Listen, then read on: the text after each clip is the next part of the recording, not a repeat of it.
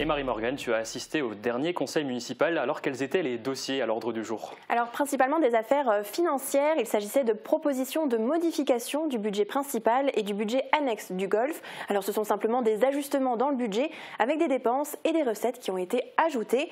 Toujours dans les affaires financières, un point concernait le reversement du budget annexe dédié à la forêt vers le budget principal. Ces points n'ont pas amené de débat. Il y a juste eu une intervention de la conseillère municipale d'opposition, Christiane Schmitt, qui a mis en avant sa volonté de replanter des arbres dans les forêts de Bitche. Un conseil plutôt calme donc. Une question essentielle, Marie-Morgane, est-ce que les conseillers ont évoqué le budget de la citadelle, notamment avec l'événement des couloirs de l'effroi pour Halloween qui avait suscité pas mal de débats en amont?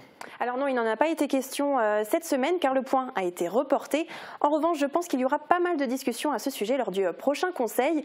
C'était à la toute fin de la séance, dans les communications du maire, qu'il y a eu des prises de parole de l'opposition. Le maire a annoncé la mise en place d'un audit pour le golfe de Bitche. Il a pour but d'accompagner les équipes dans la gestion au niveau de l'accueil des joueurs, mais aussi du restaurant. Alors pour rappel, le golfe de Bitche est en difficulté financière. Je l'avais déjà évoqué en début d'année. Les recettes d'exploitation en 2023 étaient en baisse de 11%. La municipalité voudrait mettre en place un nouveau modèle économique. Francis Vogt de l'opposition a émis des doutes sur la communication faite pour le golfe. On écoute. Aujourd'hui, les gens ils veulent être de moins en moins membres dans un site unique où ils jouent l'année entière, 50, 100 fois et plus. Par contre, ils butinent à droite et à gauche, qu'on a déjà évoqué. Il faut plus, je veux dire, seulement accompagner les événements, créer une ambiance, etc. Il faut maintenant avoir une approche économique et puis voilà, aller chercher des joueurs, des filles, des abonnés, etc. Je sais de quoi je parle, j'ai participé. À un moment donné, à Francfort, il y avait l'office de tourisme, l'office du tourisme, le golf et toute une équipe du Pays de Bitche. La dernière fois, oui, la dernière, il n'y avait personne. Personne.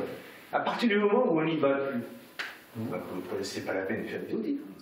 Il fallait. Non, mais vous êtes sur des modèles de communication. Non, mais c'est un modèle de communication.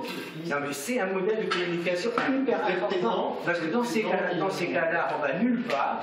Et on va expliquer, on va faire une belle étude. Ils vont nous dire, non, mais c'est là, mais le problème. Aujourd'hui, par rapport au tourisme, et ça, on peut dire ce qu'on veut, ces foires, le golf, l'office de tourisme, même des sites, d'autres sites ont été pour faire la promotion du territoire. Aujourd'hui, personne. Vous êtes sur d'anciens vecteurs. Non, mais la question, oui. Alors les élus reparleront sans doute à nouveau du golf dans les prochains conseils. Nous suivrons évidemment les avancées. Un dernier point concernait les affaires scolaires. Alors information pour les élèves et leurs familles. Le dispositif petit déjeuner à l'école est reconduit. Les élèves des écoles maternelles du Champ de Mars et des Remparts auront droit à un petit déjeuner par semaine pendant 8 semaines.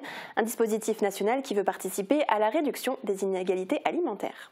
Merci beaucoup Marie-Morgane. On suivra évidemment ces dossiers de plus près dans nos prochaines éditions.